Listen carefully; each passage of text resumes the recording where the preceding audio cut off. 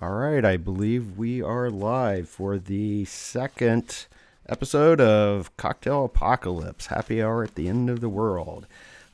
Greetings, everyone. I'm Nick Mather. I'm the host of the Rebel Spirit Radio podcast, and I am joined by Jeremy Anderson, who's here. Let me pull Jeremy up on the screen.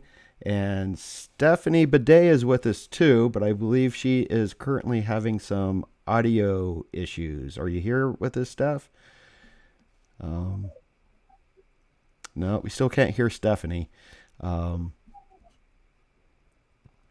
So anyway, Jeremy, while Stephanie gets everything, how are you doing? I'm doing good. I'm happy to be here again. Thank you for inviting me on.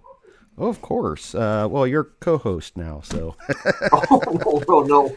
So now I have to contribute meaningfully. Well, yeah. I mean, you are. You're providing, cocktails for us. Yeah. So that works. So that works. I think Stephanie is relaunching herself, so she should join us here in a moment. Let's see here. She's in the green room, so let me see how I can get her in here. Where's the... sorry, folks. I'm still learning all of this. Let's see here.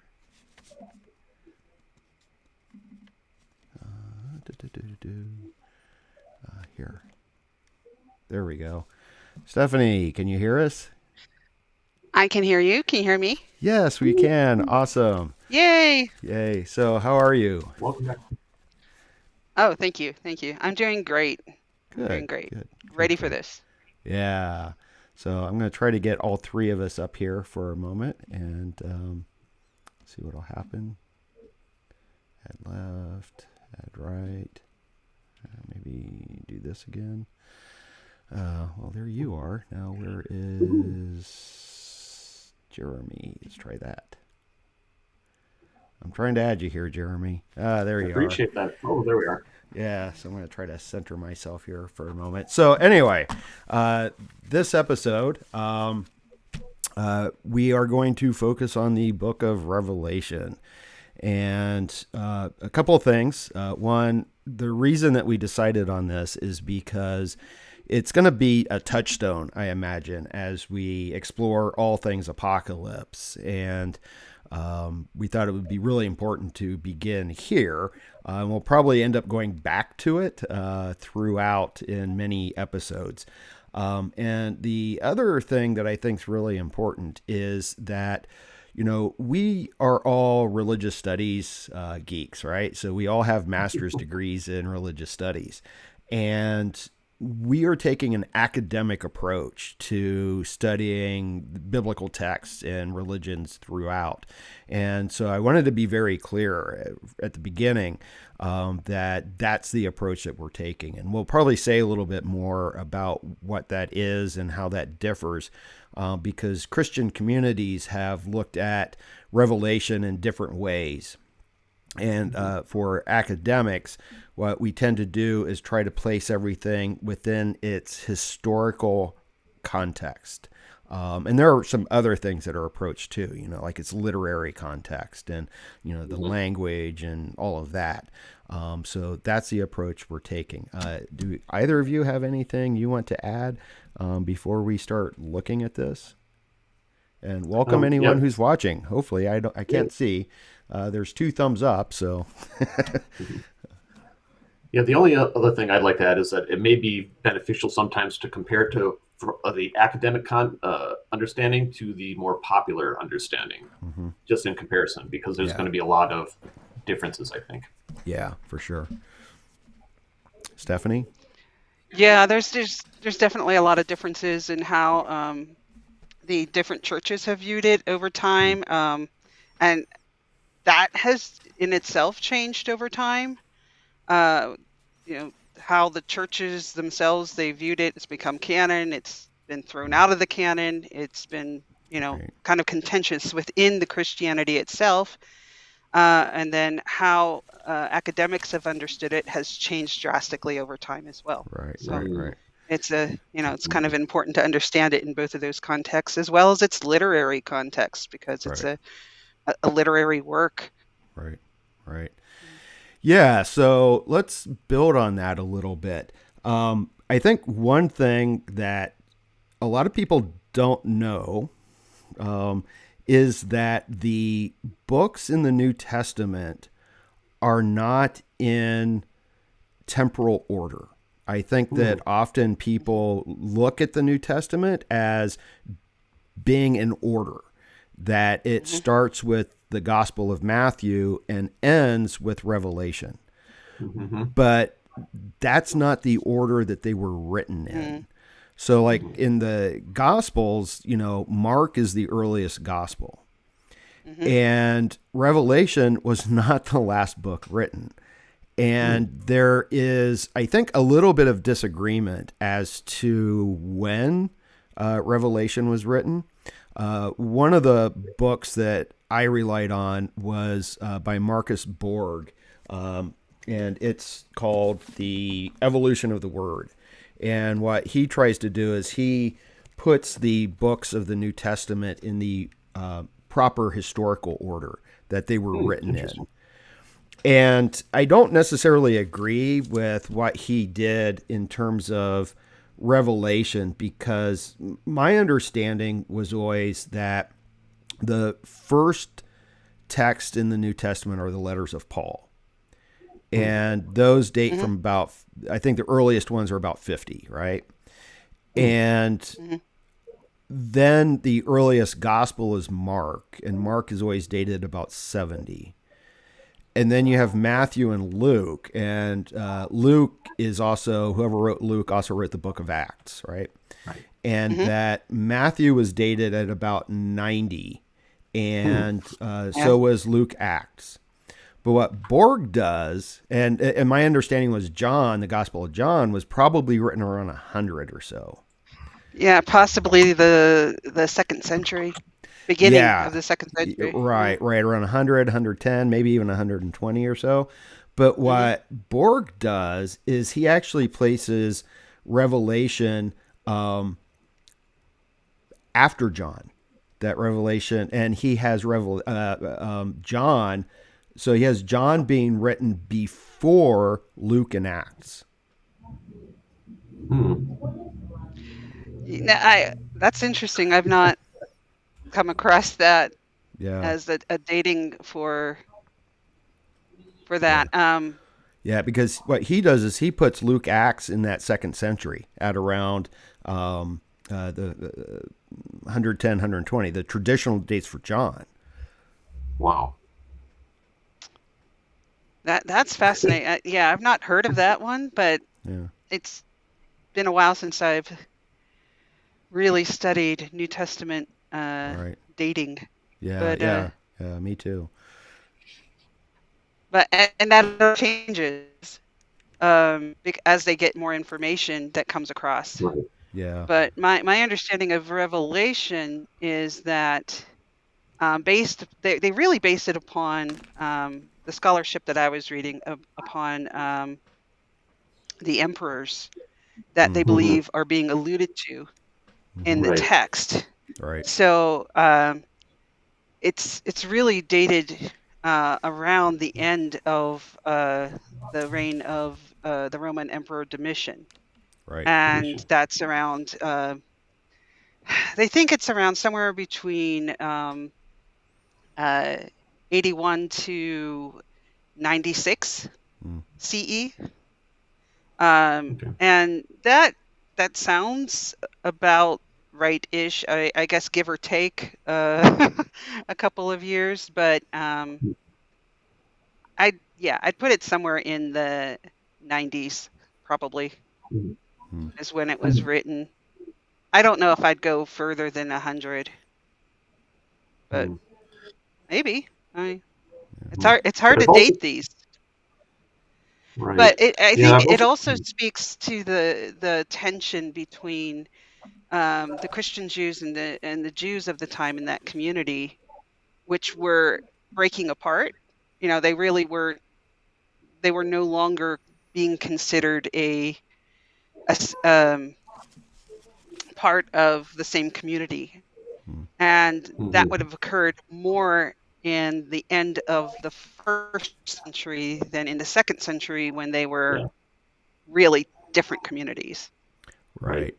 And this is why that's one of the reasons that Borg places Luke Acts later than what traditionally was, is because there's a clear rejection of Jesus by the Jews. And the other reason that he gives is that whoever wrote Luke Acts seems to know the work of Josephus. And Josephus wrote around the 90s. So it would have had to have been after Josephus. Right. Yeah, I also see some references to Revelation being written around the time of Nero. Emperor Nero? Is there anything to that? There have been some scholars who thought it might have been written around the time of Nero, which would place it before the destruction of the temple. It doesn't. A lot of scholars don't think that, though. But it was once thought that it was possible because Nero is so prominently in Revelation. But now we know that there was this rumor of a return of Nero called Nero Redivivus, which I could never pronounce right because it has too many V's. But there's this rumor that he's going to return, that he never died. It was just that he escaped. He had been given an edict from the Senate that he had to go commit suicide. And instead of doing that, he went off and escaped, and he had help, which, I mean, it was plausible at the time because he had a lot of support amongst the commoners. So there was this rumor that persisted. And this rumor actually later on, when it was clear that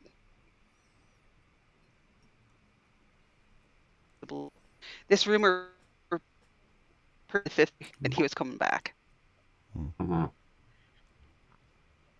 But yes, that place of the time of Nero got moved over to the time of Domitian because of the placement in the text of the different kings in part of the book of Revelation, where they talk about the kings. And the current one sounds like it's actually Domitian. Right. Yeah. And so that gives us, I think, we've got kind of the dating, and that's important, but also I think the Domitian and Nero as well, because traditionally Revelation has been seen as speaking to a community that is being persecuted. And there's no question that Nero was no friend to the Christians, right? He used them as matches. And there's your tiki torch. But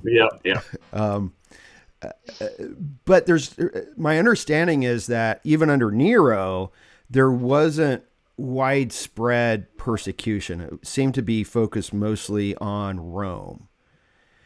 And then, and forgive me if I'm getting the pronouncing this right, Domitian, is that right? Yeah. That's good. Okay. That it had been thought that he led persecution, but now the scholarship is, not so much. And I think it was Bart Ehrman in his book, Armageddon, where he kind of points that out. He's like, well, there was no systematic persecution at Christians at that time, but that doesn't mean that the author of Revelation didn't think that he was being persecuted. But there's a difference. That sounds very modern. Yeah. If we look at the scholar of what was going on at the time,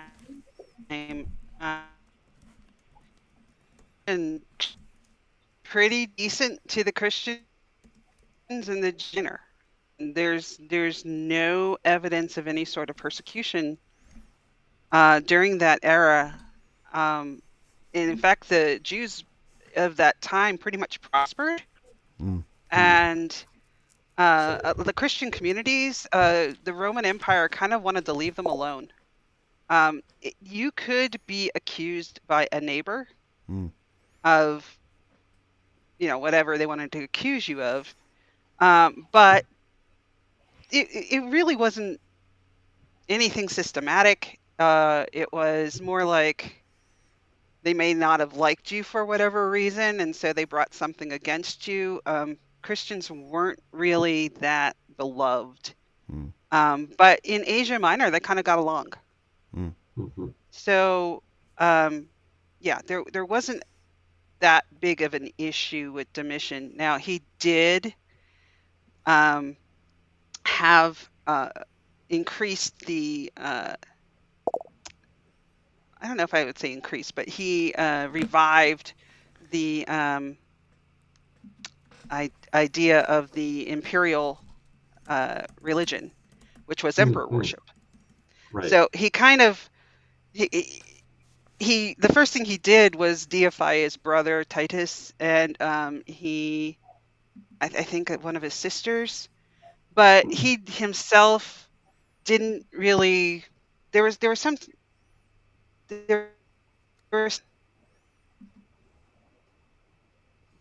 at the time of his fathers were calling him Lord and God, and you can see that in some of the text of this Lord and God theme going on. So there was this idea that the Christians would have to worship the emperor, and they weren't going to do that. So there's tension there, but there certainly wasn't any sort of persecution that we can see. There's nothing that is documented. Yeah, and in Revelation itself, one of the things, and this gets into the kind of the format of Revelation, which I want to get to in a little bit. So this is like, just foreshadowing. But one of the things it does is it begins with these letters to 7 churches in Asia Minor. And one of the recurring themes is whether or not you can eat the barbecue after the sacrifice to the god, right? And that was the, can you, when an animal has been sacrificed to a god, can you then eat the meat if you are a Christian? And John is like, no, you can't. That's wrong. Yeah. That's wrong. Yeah. What does he do? And he starts out. I'm sorry. Go ahead, Jeremy. I was just going to say, but it's so tasty. Yeah. Barbecue, right? Tasty sacrifice. Yeah. And John starts those letters with, each one starts with, okay, here's what you've done right. Great. Good job. Keep doing it. But, I also see all this other stuff that you're doing, and you got to stop that now. You have to make a choice. You have to take a side. And siding with the state is not going to get you anywhere with God. You're going to have to distance yourself from that. And honestly, that's where the tension seems to be. It's not the crisis occurring at the time doesn't seem to stem from persecution. It seems to stem from assimilation into the community in Asia Minor with Romans, the Roman Empire, with the native people around them. He's especially critical of rich Jews and rich Christians who have become rich off of the Roman Empire. And he's like, no, that's not what we're about. That's, So that's where that tension seems to lie. Right. So is it more of an internal tension, like within the community itself versus, Yeah. And yeah. I think, I'm sorry, go ahead. Oh, no, I was just going to say, I think that's actually something that's also really important to note is that what the author is doing is he is criticizing the leaders of the church.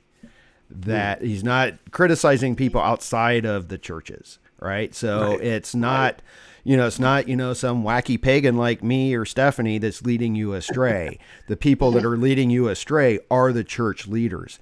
A Right. lesson that people ought to keep in mind. That sounds very modern as well. Doesn't it Yeah, though? right?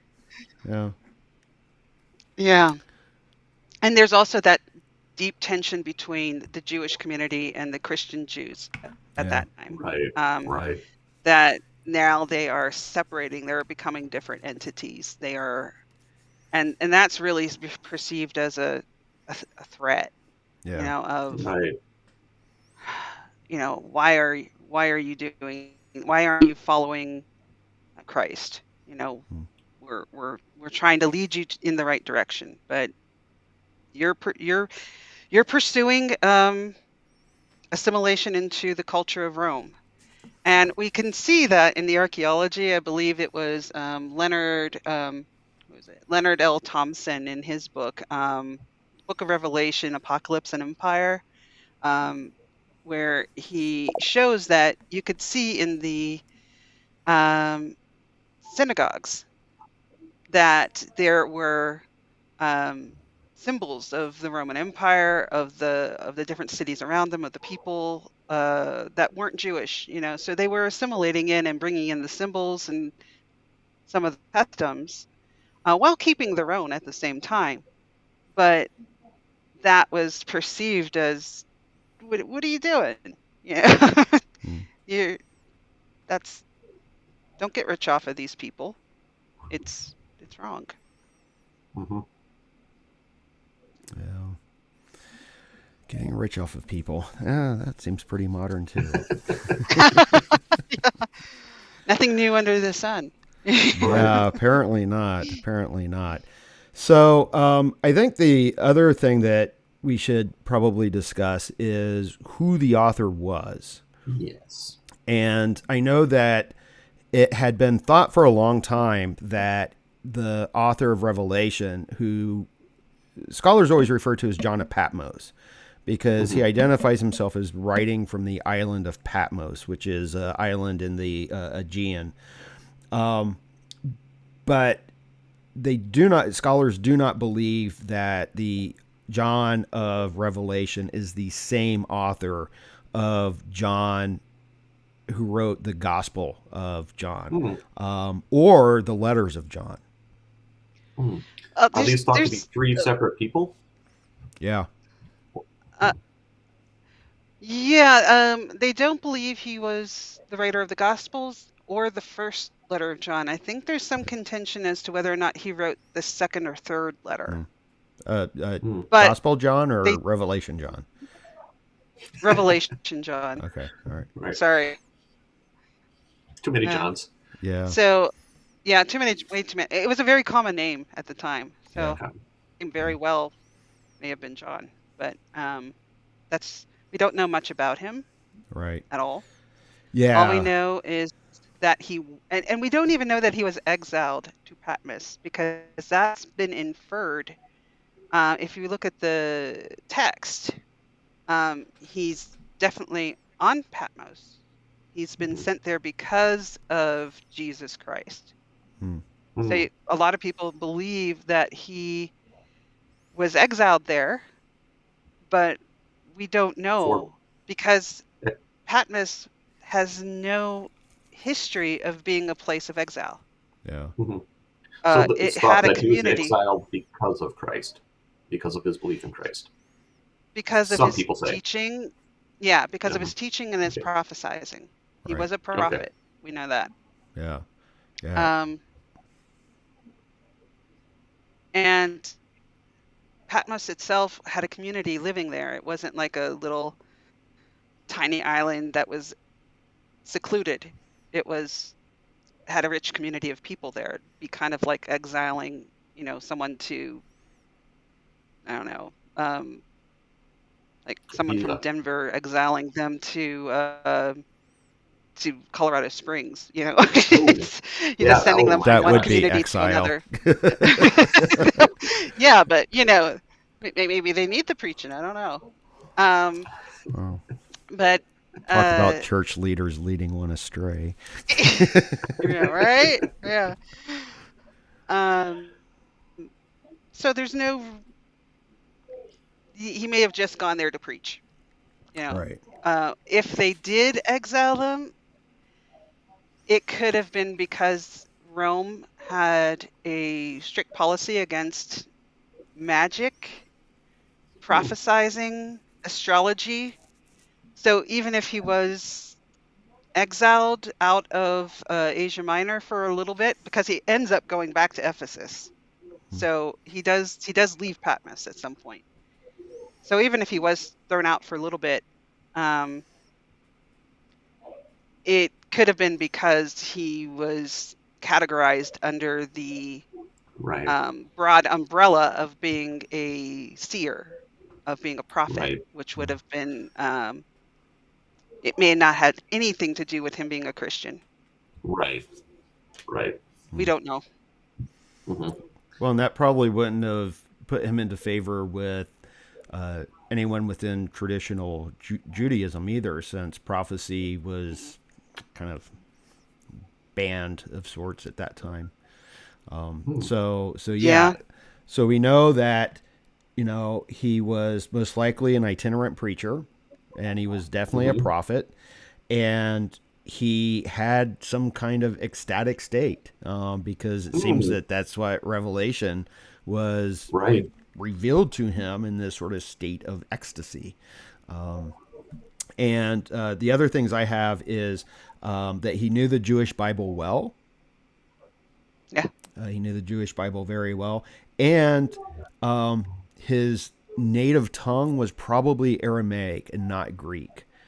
Mm. And that's one of the ways that you can determine that John of Patmos is not the same author as the Gospel No. of John, is that Mm. the Greek is quite different. In fact, Bart Ehrman says that the book of Revelation has the worst Greek of the entire New Testament in it. He actually says he uses that as a teaching for his students, to kind of say, this is how you don't write in Greek. Yeah. And it makes it even more interesting as a literary piece because of how it's written. It's actually written in the form of Greco-Roman theater. Mm, Mm. So, Interesting. so it's the structure is a prologue, 7 acts, 7 scenes, and an epilogue. mm, So Wow. it's got this um whatever prophetic ecstasy he was in, he decided to format it in Right.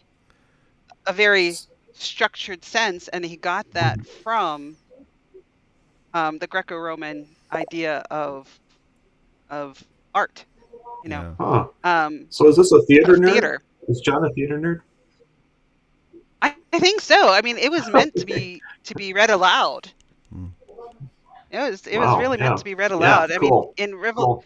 In Revelation 1:3, he writes, "Happy is the man that reads, and happy those that listen to the words of this prophecy." So it was Hmm. meant to be recited out loud, and and really, I mean, if you haven't treated yourself, do listen to a dramatic reading of the Book of Revelation. It is fantastic. It mm, really Hmm. is. mm. Yeah. And, well, yeah. So, I mean, you're always going to edit. I don't know that you can write in the ecstatic state. Very few, Hmm. I think, can write Mm, like that. And the general guideline is, write stone, edit straight. Um, so I think that applies. Um, but the other aspect too is seven, runs throughout, because Right. the number seven is highly symbolic. And there's, like the 7 lampstands, 7 stars, 7 heads on various beasts and whatnot. And so 7 seals, 7 yeah, 7 bowls. seals. Yeah, and the 7 trumpets and everything. So, yeah, seven's a huge number in the ancient world. And I think that the foundation of that is rather astrological because there were 7 planets, the 5 visible planets, and then the sun and the moon were considered planets too. And I think that's the origin. And I think it just got kind of carried over into religious texts as like an important number, even if it didn't mean anything astrological. I don't know that there was anything necessarily astrological in John's use of 7 in Revelation. Okay. No, the number 7 seems to be related more to the use of wholeness. 7 was a number of completion, of wholeness. So, and that's why you have it as, there are 7 churches. There are 7, I guess there just were 7 churches, but you have the 7 the 7 angels who come out with the 7 trumpets, the 7 bowls, the 7 that they're spilling out. It's all talking about like this, as everything comes to this dramatic conclusion of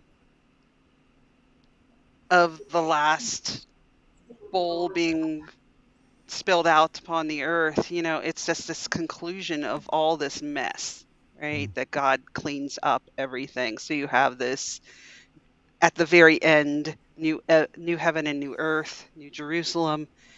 So this whole complete cycle has come to an end, so yeah, that's how I view 7 in the book of Revelation. Okay. Yeah. Very good.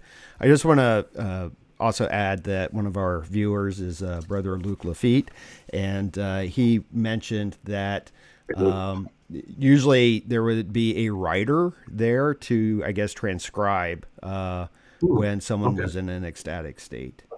So. Okay. Yeah. So I thought that was helps. a good point too. Yeah, it does. But it's still a general rule of thumb, right stone, edit straight, right. Or, right straight, edit stoned. Either way will work. So let's see here. Is there anything else that we need to say about the context, either historical or anything about John himself?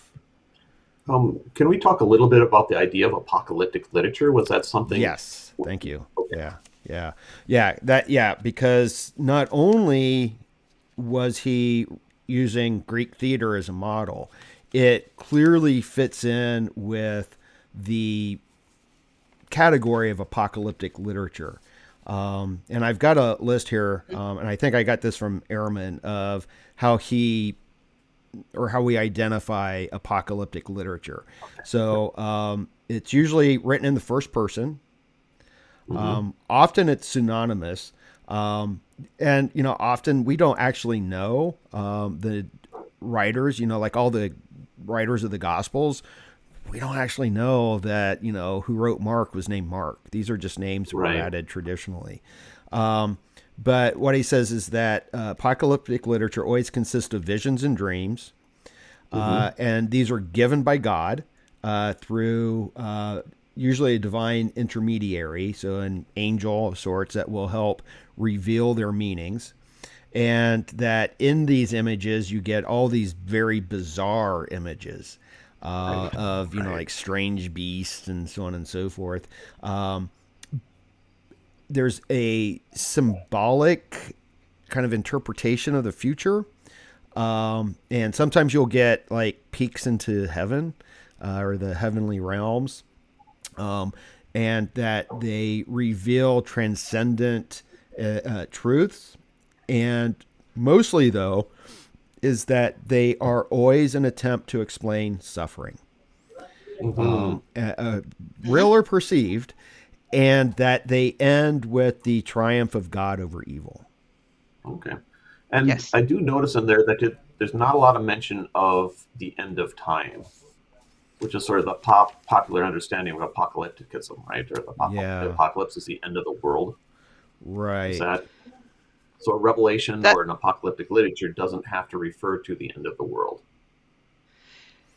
it doesn't have to. It could be a cataclysm, a change Hmm. of the world as it is today. But Hmm. Revelation does, it Okay. it it Okay. kind it does kind of really gets into the nitty gritty of what's going to happen with all the iniquities of they talk Right. about Babylon, but Babylon is really Hmm. code for Rome. Um, Hmm. but after Rome is defeated, then you have this second part where you Yeah. have the chaining of Satan into the lake of fire. The Hmm. angels or fall, the bad angels fall, and Hmm. then you have them chained for 1,000 years. Right. And at the end of that time, you get the whole Armageddon that comes up, Okay. the battle at Megiddo, and that's where you have the end, the very end of all things before the final judgment. Uh, so that's where you get that what you would call, I guess you would say Armageddon because of the final battle between Mm. good and evil, Right. but Right. but that apocalyptic end time event. Hmm. Hmm. But the concern is more about Rome in Right. Revelation. Right. And go ahead. Oh no, you can keep talking.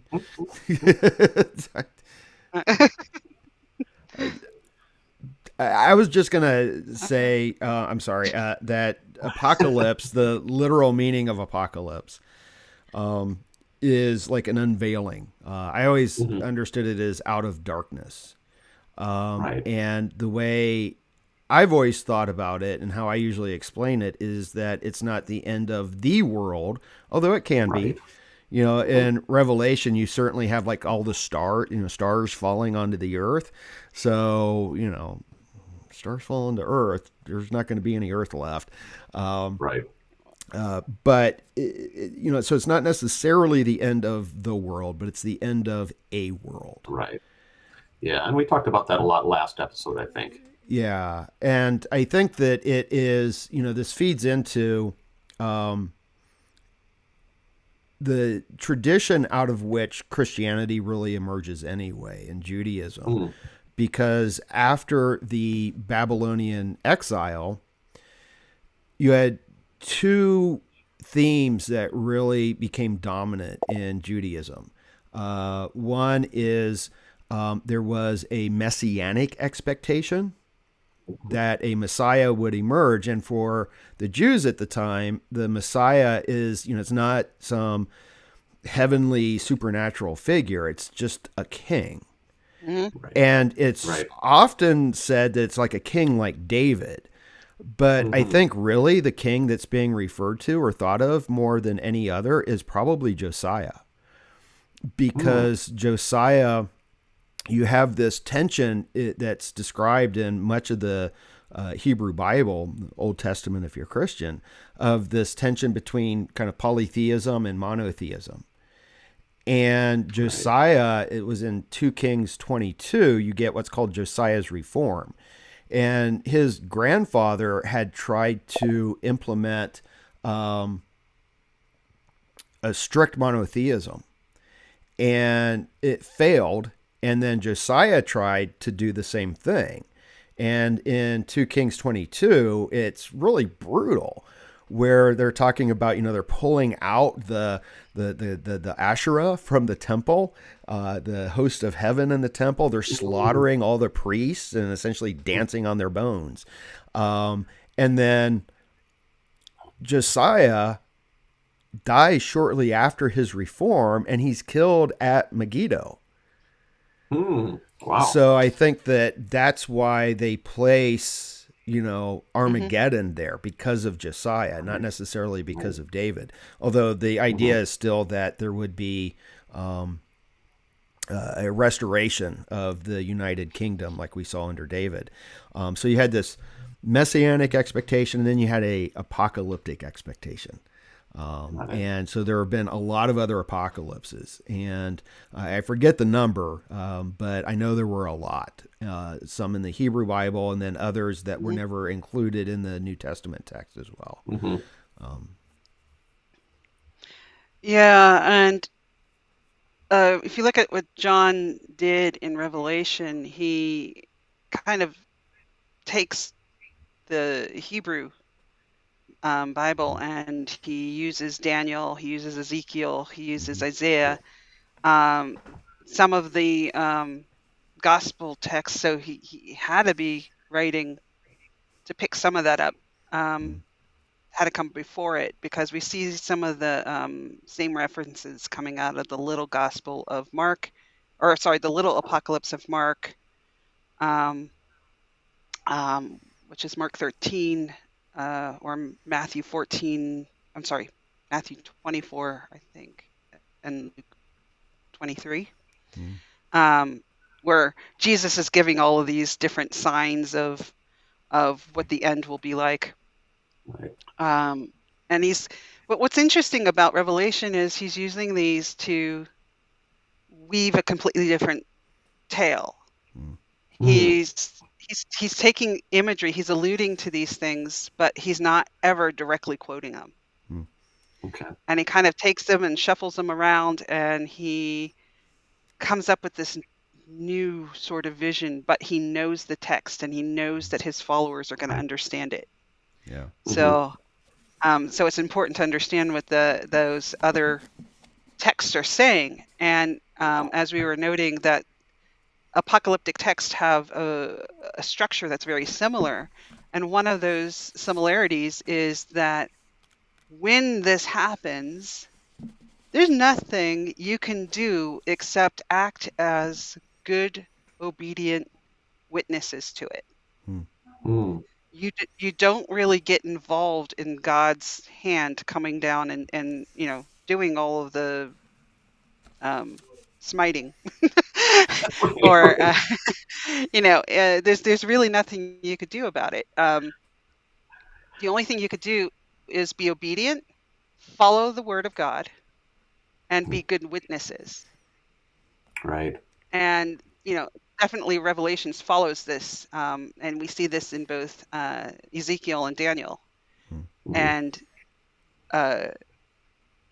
you're not supposed to get involved. You're supposed to listen, be good servants, and good stewards, and good followers of the faith.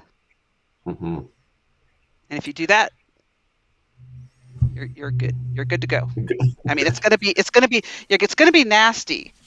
Right. You're probably gonna be martyred. I mean, you're either you have really two options. You're gonna be in Revelation. You have two options. You're gonna be either murdered by the outsiders,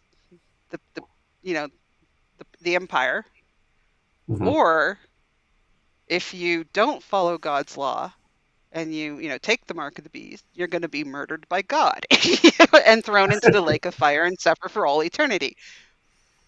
But if you follow God's law, you'll go to heaven and everything will be wonderful. So, a short-term suffering versus long-term damnation. That's your choice. So, the lake of fire. Lake of fire. And I believe maybe this is a good time to do this. Jeremy crafted a cocktail for us, or selected a cocktail for us. I think that fits in with the lake of fire. Is that right, Jeremy? Yes, it's called a flame daiquiri. And it's flame daiquiri not because it's on fire, but because it has sriracha rum in it. So it's a little bit flaming in your mouth. Yeah. So we have a video. Let's see if I can get this going correctly. Of Jeremy's website, The Kill Devil, and remind everyone to check that out and to give Jeremy some love and subscribe to his channel and give the recipe here a nice thumbs up. And if you haven't already, I don't know how many viewers we have right now, but subscribe to the Rebel Spirit Radio channel too. So let's see what we got going on here. Hopefully this will work. See if I can remember it from last week.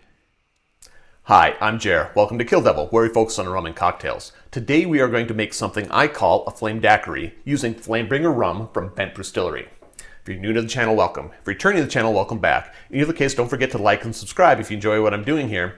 Timestamps are down below if you want to go right to the recipe. Otherwise, here's me talking.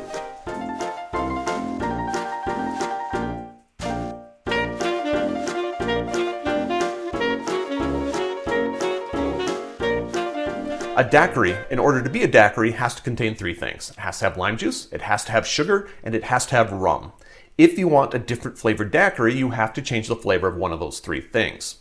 Either change the flavor of the rum, change the flavor of the sugar, or add an additional juice to change the lime.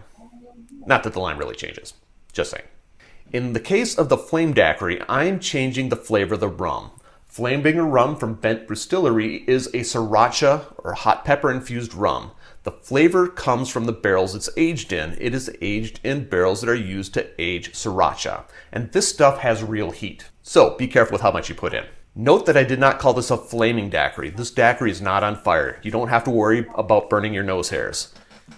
Your tongue, on the other hand, from the sriracha rum, maybe a little. A note on the rum.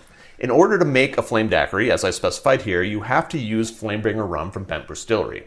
If you do not have access to this rum, feel free to try a hot pepper or sriracha infused rum of your choice and let me know how it turns out.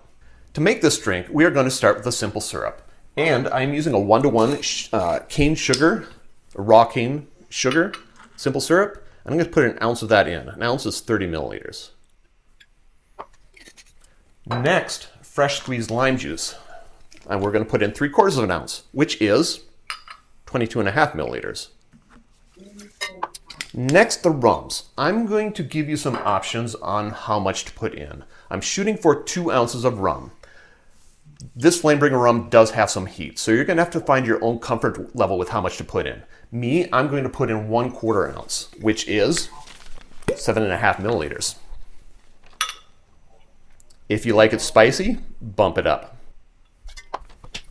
Then, to add up to 2 ounces, I'm going to add in 1 3/4 ounces of a white rum. 1 3/4 ounces is 52.5 milliliters. Double check my math, and I may make a correction down below in the subtitles. I am just using Trader Joe's Rum of the Gods. You can use a white rum that you like. Add your ice, and give it a shake. I'm going to single strain this into my Anderson Ancestral Coupe. You don't have to use an Anderson Ancestral Coupe. You can use a coupe that you have. And I am single straining. Finally, the garnish. Like most daiquiris, we're going to garnish this with a lime wheel. Like so. And there you have it. A flame daiquiri using Flamebringer rum from Bent Distillery. Drink with good spirits. I think I will. All right. Thank you, Jeremy. And You bet. Enjoy it. cheers. This is not not a flaming daiquiri here, but It's just not in a coupe. I don't know what a coupe is. It's a small car. No, I don't know. It's an FBI agent too. All right, so I think just a few more things in terms of context, perhaps, or history. Maybe this is more important in terms of the history. Is that the Book of Revelation? It took a long time for it to actually get adopted into the Bible, because many Christians actually opposed having it included in the New Testament. And for a couple of reasons. One, they said that John was not an apostle. And also, they didn't like the view of the future that was included. And my understanding is that even as late as Luther, Luther didn't actually particularly care for it, Right. and he included it as Mhm. in an appendix, not as the official text. Right. So there's that, and then I also think we need to say something about how early Christians actually viewed the book, Hmm. and Yeah. and I think that this is something. This is where you get a difference between how it's interpreted now. In that John was writing to his specific time and these specific communities. Hmm. He was Right. not writing to North Americans living in the 21st century. Hmm. And at the time, most Christians understood that because they would understand the symbolism. Right. And the further away you get from the symbolism, the more difficult it is to understand it. Right. Yeah. And so you mentioned just before the video that in order to understand Revelation, you'd have to understand the books that it was based upon or a reference to, like Ezekiel and Daniel, correct? I think it would help to So, have knowledge of it. mhm. Mhm. Because it helps make sense, So it was, I think, in Revelation 4, I have a little note here onto the side, because it was like where it says, around the throne, on each side of the throne, are four living creatures full of eyes in front and behind. The first living creature like a lion, the second living creature like an ox, the third living creature with a face like a human face, and the fourth living creature like a flying eagle. And it says, in the four living creatures, each of them with six wings, are full of eyes all around and inside. And off to the side of my margin, I have Ezekiel, because I think that's where Yeah. the imagery comes from. It comes from Ezekiel. So I think that Mhm. knowing the Hebrew Bible helps give it the context that it needs. Right. Mhm. Yeah, Ezekiel and Daniel, knowing that both of them really gives it, especially in the terms of those terrifying images of, and John really ramps it up. He takes it from maybe a 5 to like a 25. He just really kind of takes it really high. And the thing about, I think, John is that he kind of takes a lot of glee in some of the horrific things that are going on uh,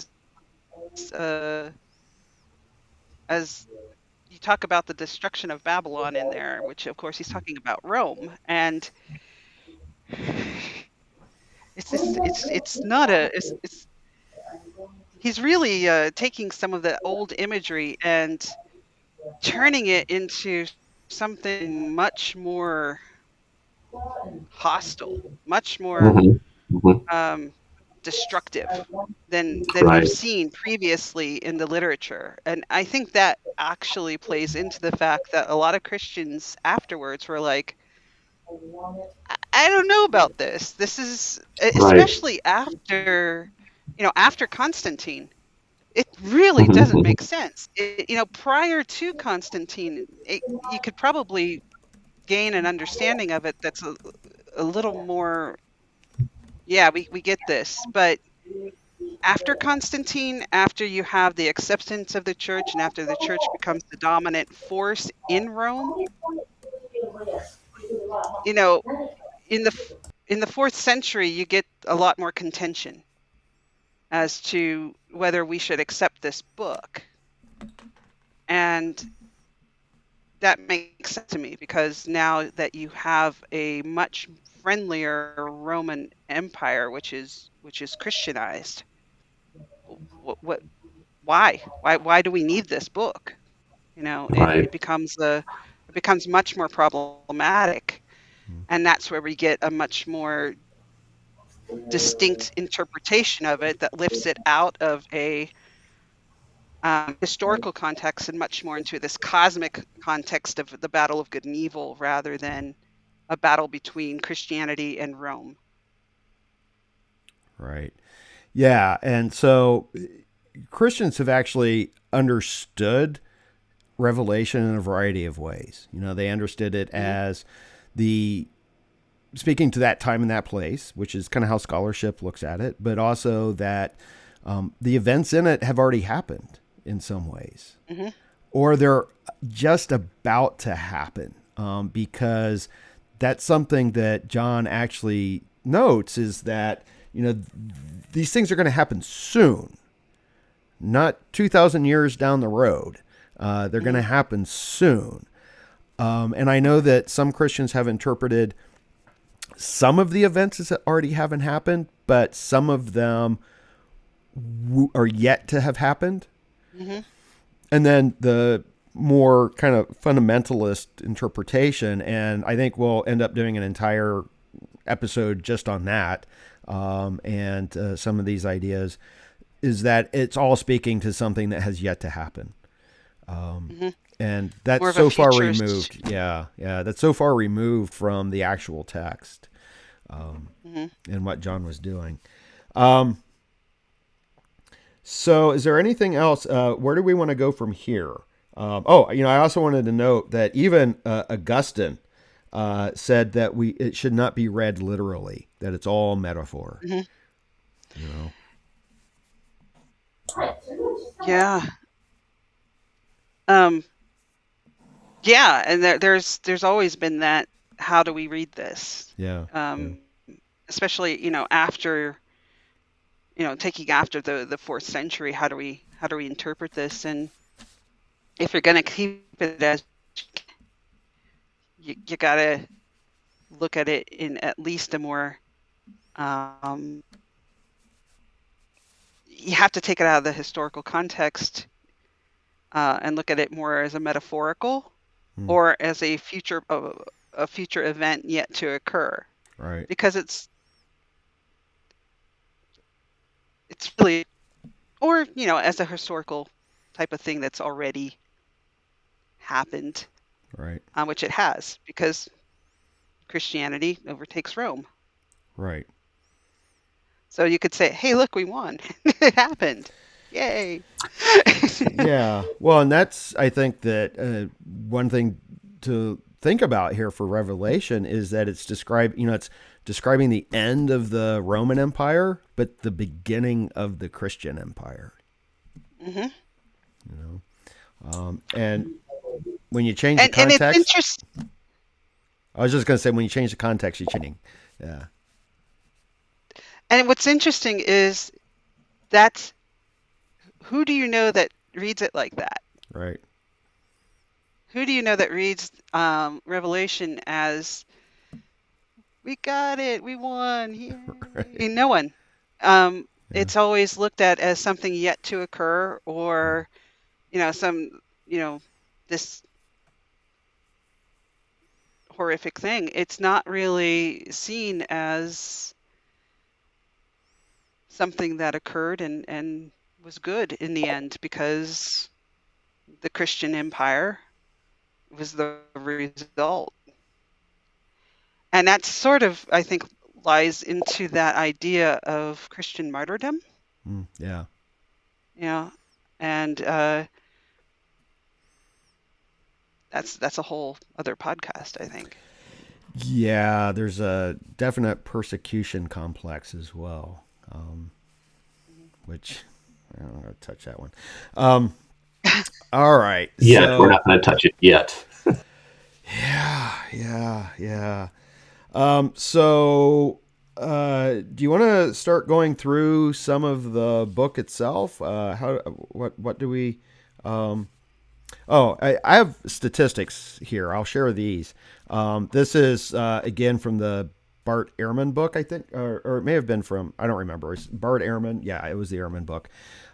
He pulls these from 2 polls, and they're kind of dated now. So one is from 2006, where 79% of Christians polled said that the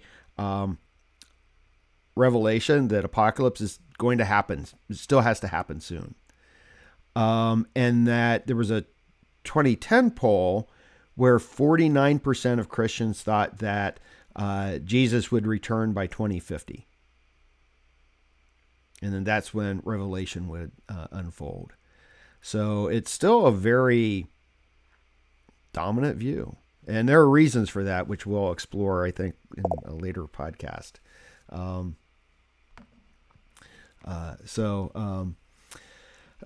Yeah, and Luke noted here, I think this is an important point because this is something that John seems to be addressing a lot in his letters. This is here, I'm going to share this to the broadcast here if I can.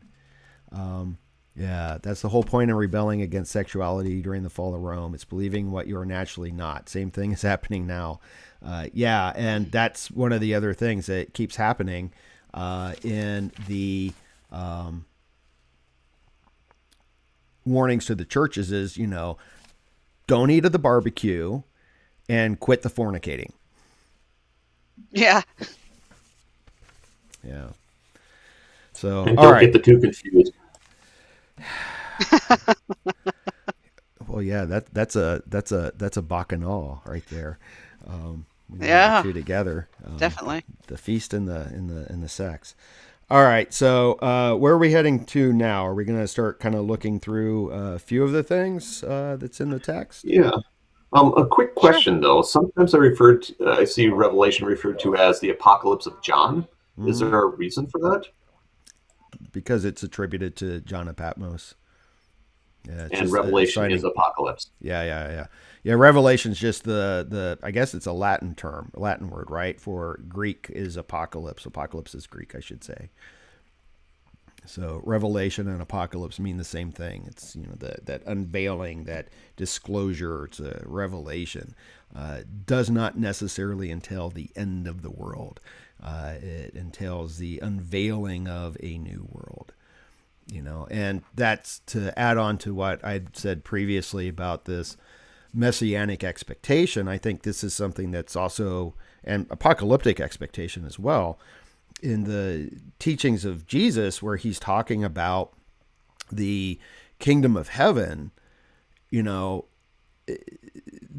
is the restoration of the united kingdom of Israel. He's not referring to, which is kind of what we get in the apocalypse of the kingdom, the New Jerusalem kind of coming down onto earth, but it's actually the restoration of the united kingdom.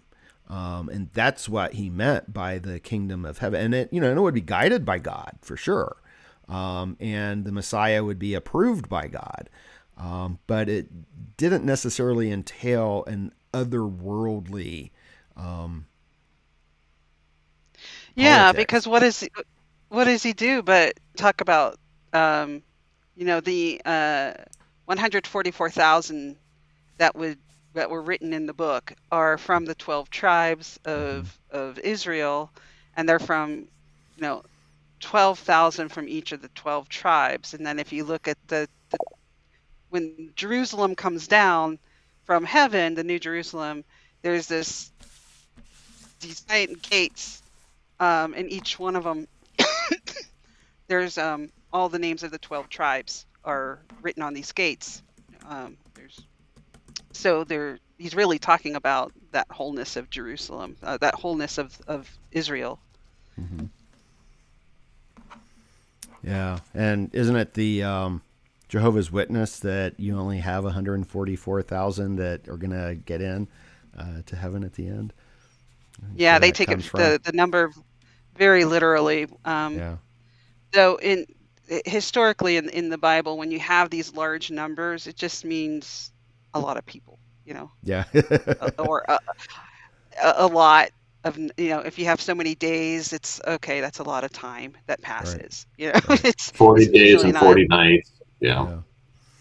Yeah. Well, 40 is one of those. Time. Yeah, 40 is one of those symbolic numbers, and so is 12.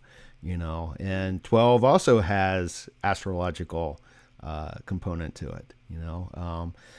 Although that may be later, that may have come later. I don't know when they developed 12 signs.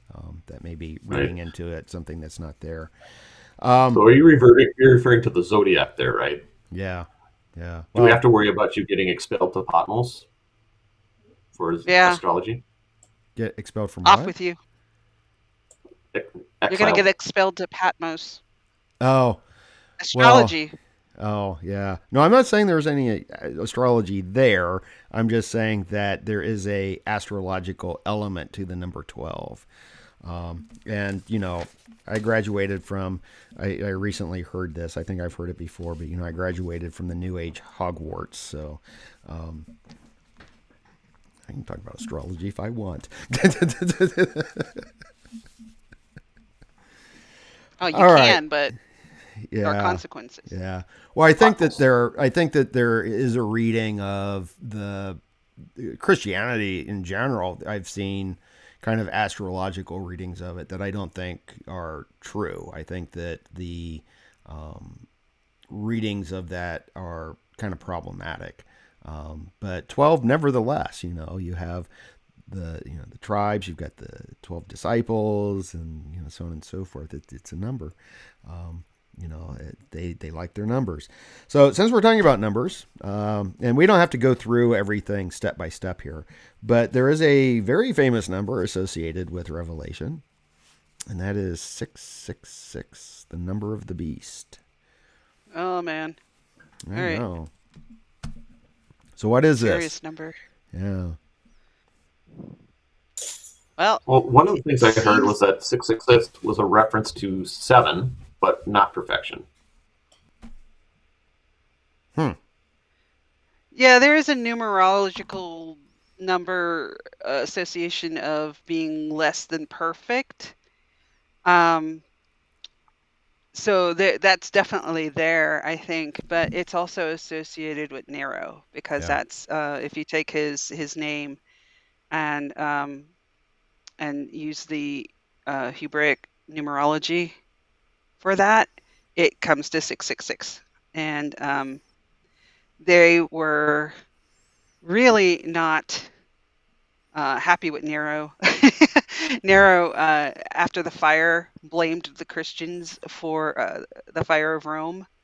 And while there wasn't any sustained persecution of Christians under Nero, there was definitely that persecution of Christians under Nero because they were scapegoated as the cause of the fire. So they experienced great persecution there, and there was this rumor. I have to always look at it. Nero Redivivus, that he would return, and that is always associated with the number of the beast. This do you have the passage, Nick, of the mark of the beast or the number of the beast? Yeah, somewhere. I have to find it here. I have it underlined, so let me find it. One thing while I'm looking for it, yeah, so it's in 13. So there's the first beast and the second beast. And I think it was Ehrman again, who noted that the first beast refers to an individual and the second beast refers to an institution, which would have been like the empire. But yeah, so this is Revelation 13:16. And it says, also it causes all, both small and great, both rich and poor, both free and slave, to be marked on the right hand or the forehead, so that no one can buy or sell who does not have the mark, that is, the name of the beast or the number of its name. This calls for wisdom. Let anyone with understanding calculate the number of the beast, for it is the number of a person. Its number is 666. And, like you said, Steph, that it's I'm never sure if I'm pronouncing this right. It's a gematria or a gematria. I think it's gematria, where every Hebrew letter, and this also applies for Greek too, has a numerical value. And so 666 refers to, it's the numerical value for Caesar Nero. But there are some other transcripts where instead of 666, it's 616. And that still refers to Nero. because you can have Nero with, in the Hebrew, it's the N, it's the Nun, and its value is 50. So with the Nero with an N, it's 666. Without the N, it's 616. And I think that knowing that actually gives us the clue that, yes, this is definitely referring to the, Nero. Yeah. Yeah, and I think it goes further to talk about the dragon with the wound on its head that was wounded, and they thought it died, but it wasn't dead. And as they talk about it, it's very clear that they're speaking about Nero, Yeah. and this entity returning, um, Did Nero have to a wound on cause. his head? Well, Is that what? I don't. Uh, I'm not sure how he committed suicide. We're not quite Okay. sure what happened with Nero because, um, according to accounts, he had some trouble with it because he may not have wanted to do it himself, and he may have had Right. trouble finding someone who would actually kill him. I mean, there's a famous quote of, why will no one have I neither friend nor foe who will do this act for me, because the Senate was not pleased with Nero. He had no friends amongst Rome in terms of the hierarchy, the Senate, but he did have a lot of friends amongst the populace. He was like the Trump of our times. He was very popular in some circles and very unpopular amongst the The powers of the liberal time. elite. Yeah, the liberal elite did not like him. That's right. Not to devolve into politics, but here we are. Yeah. Well, Um, there's also the fear, we have a similar fear now that Nero will return. Right. Right. Yeah. And this may be part of the modern Um, appeal to the book of Revelation, is it does seem to apply to some of the stuff that's going on, broadly interpreted. But Yeah. this may be a subject for a different episode. Yeah, and I've had students who have been in my religious studies classes who have been very fundamentalist, that they do interpret things according to current events, and I've never had anyone who was talking about Trump or MAGA in those lines, but definitely like climate change and the pandemic. They were like, "This is it. See, you're wrong. This is happening." I'm like, "Yeah, we'll wait and see. We'll wait and see." Yeah. So 666, we covered that. We got some other really interesting imagery. So we've got the beast, the whore of Babylon, which is also Yes. a reference to Rome, and the seven. It's got seven. Is it seven heads? And that refers to Seven heads. the One of hills them's of dead. Rome, because Rome has always been known as the city of seven hills. Yeah. There are a couple of, so we have like the negative whore of Babylon, but then there's also this woman clothed with the sun. Yeah. And that one's not necessarily negative, right? Do you know No, anything about she's her? historically in Christianity, especially in Catholicism. I'm not quite sure in Orthodoxy, but in Catholicism, she's often associated with the Virgin Mary. But she's also been, other scholars don't believe that this is a reference to her, but rather perhaps the church as a whole. Yeah. A woman clothed with the sun, on her head a crown of 12 stars. Under her feet is a moon. She's in childbirth. She gives birth to a son, and this dragon's trying to eat it, and she runs off to the desert, and she's given some sanctuary for some time. So she's an important figure And it seems like later on she is the bride. Mm. She comes back later in terms of the bride of Christ. So I interpret her as the church. Mm. That she is whom marries the bride of Christ as he returns to rule over heaven Right, and earth. because there are some other references in the Bible to the bride of Christ being the church, aren't there? Mm-hmm. I mean, would this be a common idea in Christians at the time? I think so. Hmm. I mean, Nick, what would you? Well, yeah, I would say that yes, because this is, especially when we put everything back into the Hebrew Bible, there has always been, at least since David, I think, familial language that's used.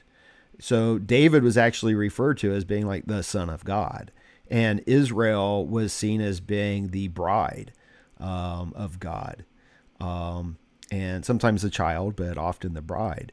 And so I think when you get to Christianity, the Christian church replaces in many ways the nation of Israel as the bride of God.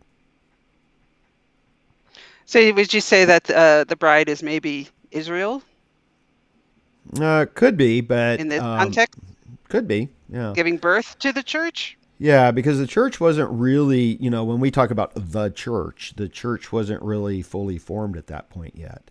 Right. It was still in development, so it could be. Right. And you previously talked about the idea that they're expecting the reformation of the kingdom of Israel, right? Right. Well, that was the hope, but I think that at that time the hope was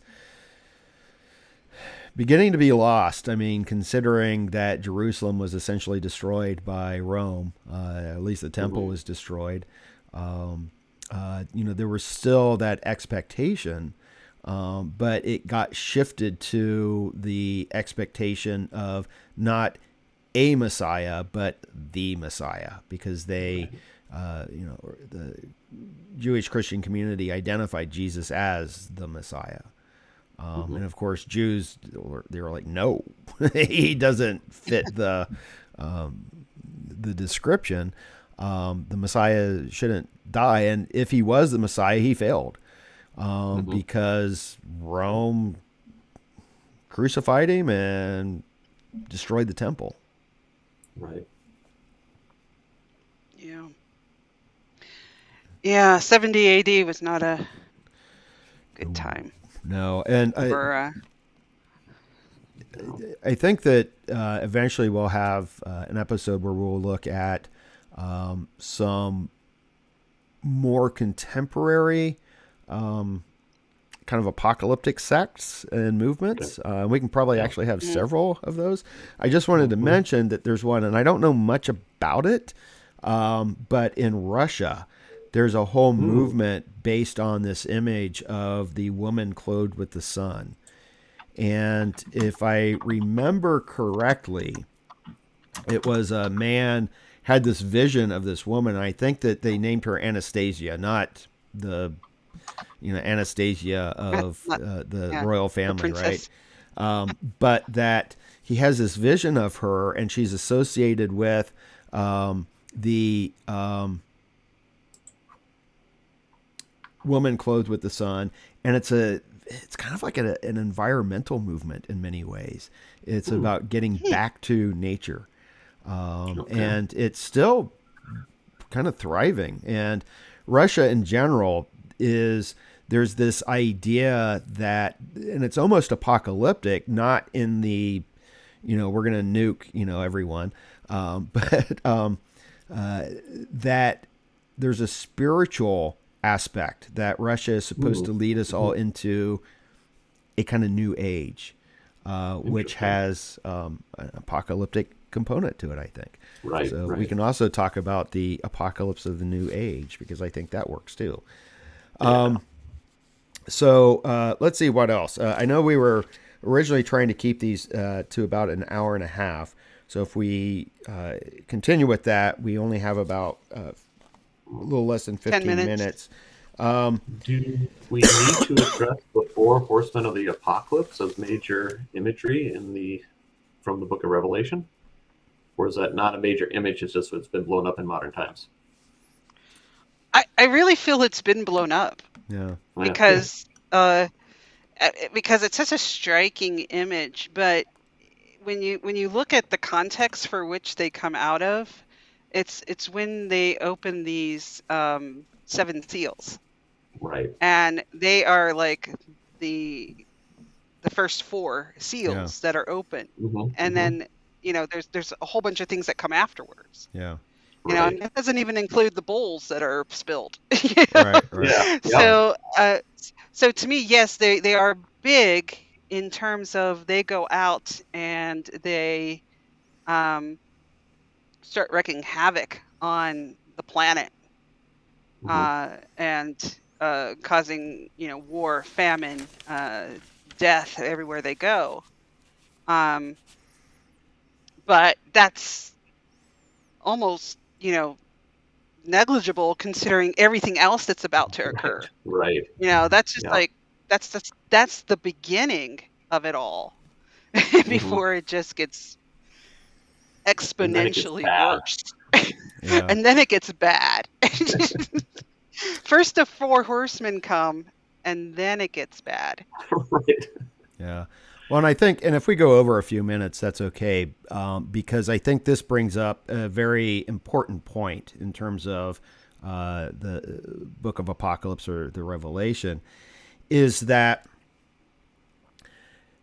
God is different here. And this is something Bart Ehrman talks about, and he also quotes here John Dominic Crossan, so I want to share Crossan's quote.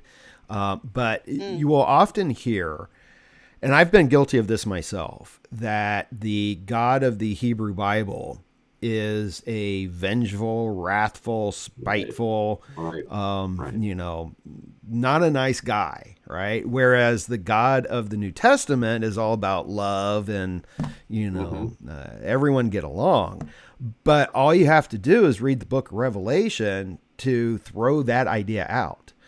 Because this is not a God of love. This is a God of wrath. This is a violent God. Jesus has, the double-edged sword coming out of his mouth, right? And he's got at one point, he's described as his robe is drenched in blood. What the quote here is from John Dominic Crossan. He says, "It's the most relentlessly violent book in all the canonical literature of the great religions of the world." So not just within the New Testament, but all the religions. And it's Ehrman pointed out that the word conquer is used 17 times. In Revelation, more than all the rest of the New Testament. And you know what? And it's even different than the Jesus in the Gospels. Right. Because in the Gospels, Jesus is about love. That's the great commandment, right? To love your neighbor, to love God with all your heart, to be of service to others. But that's not the Jesus we get in Revelation. Right. That's not the Jesus or the God. To others, or I'm going to kill you all. Yeah. Yeah, and that's where I was getting at when I was like, John's kind of gleeful with all this stuff that's going on. He's like, here's the whore of Babylon, and God's going to come down and basically obliterate what's going on, and you're not going to be able to, profit off of this anymore. You're not going to be able to sell anything or gain anything from the empire anymore after this. And if you do, really horrible things are going to happen. You're going to be smited. You're going to go into the lake of fire at the end, and it's terribly bloody, and also there's this element of, okay, you see the saints that are there. And he talks about them as the martyrs. Mm-hmm. You are expected to give your life. Yeah. You know, Yeah. you're not just supposed to keep the laws, and you're not just supposed to keep God's word. You are expected to die Mm-hmm. in this whole end time event. And when the saints cry out, you know, when are we going to have justice? Basically, he's like, we're not done yet. There's going to be a whole lot more people joining you and wearing these bloody, you know, these bloody robes and stuff because you've all been martyred. So it and when you think of it in the context of it being this Greco-Roman theatrical event that is being read to all the people there, it sounds like almost like John starting what I would call like a passive aggressive rumble with with his community, right? Uh-huh. That Yep. that you know, if we remember our Kierkegaard, you know, he the Danish philosopher who was a Christian philosopher, he had a gripe with Christianity becoming a state religion of Denmark, because Christianity is supposed to lie outside of the community, right? It's not supposed to be a part of the state, because Christianity has always existed outside. They are outsiders. Right. And we see this with John as he writes to these churches and condemns them for assimilation into the community. He's really Right. saying, stop doing that. Don't do that. And so in Revelation, he's basically saying, be prepared to die. That's Mhm. your only job, is to be a martyr. Yeah. And I think that is really strong in Revelation. Yeah. Yeah. I wonder how much of that informed the these notions of persecution that developed, you Right. know, this Right. tradition, Right. because my understanding is that Candida Moss, who's the scholar who wrote the book, Mhm. you know, The Myth of Persecution, and I've only read sections of that. I still have to read the whole book, but she made the point that persecution is not the same thing as prosecution. And it was the Christians that were refusing to acknowledge the authority of Rome. You know, they refused to, you know, go to the barbecue. But they actively sought out, you know, to do this. They actively were seeking out prosecution, which could lead to their deaths.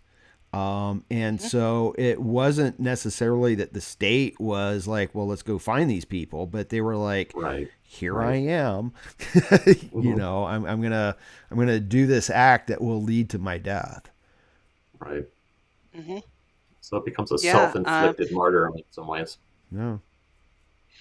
Yeah, because there was really no persecution going on at the time. We know that. So, Hmm.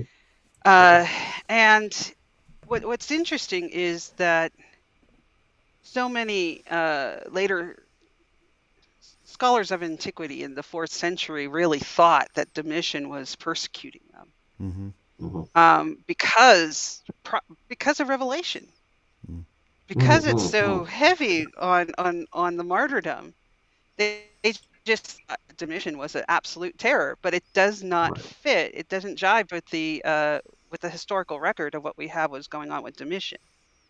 You know, this was a perceived crisis of Christian assimilation, Jewish assimilation into the community of Asia Minor. They, you know, it's totally perceived, but Yeah. not Right. real. Right. War on Christmas. And John, and like I said, John amps that up. He just escalates it. Yeah. Right. Yeah. Well, and then, you know, I mean, yeah. So, you know, Jeremy, you just kind of said, you know, the war on Christmas. Yeah. And there is this Yeah. perceived continued persecution. But again, that a lot of that is, I think, kind of projection. because if Right, you look at right. what actually happens to the pagan communities after Right. Rome becomes Christian, Mm-hmm. talk about an apocalypse. Right. I've read one statistic that we only have like 1% of the writings from the ancient world because the rest of them were committed to the flames. Right. Yes. You know. Yes. I mean, one only needs to look at what happened to Hypatia Yeah. as they came and killed her and tore her apart, Yeah. the Christian mob. Yeah. Yeah. So, Yeah. yeah, I mean, the pagan communities saw a Holocaust Right. Yeah. of just being destroyed. Right. Yeah. Yeah. Yep. And then the Jews after that, Yeah. or even during that. Yeah. During that time, yeah, Yeah. Yeah. Yeah. absolutely during. Yeah. And that's another episode right there. Right. Right. Another episode Right. right there. So let me see if do either of you have anything else that you want to add before as we wrap this up? Not right now. I'm good. Where's my name? Yeah, I noticed your name wasn't coming up. There you are. Yeah. Hey, there's me. So the people know who we are. So if I understand correctly, that the next episode, we're trying to do these the second Saturday of the month. But next month, we're actually going to postpone it by a week. So we'll be back on June 17th, 11 a.m. So I'm assuming, same bat time. And of course, same bat channel here.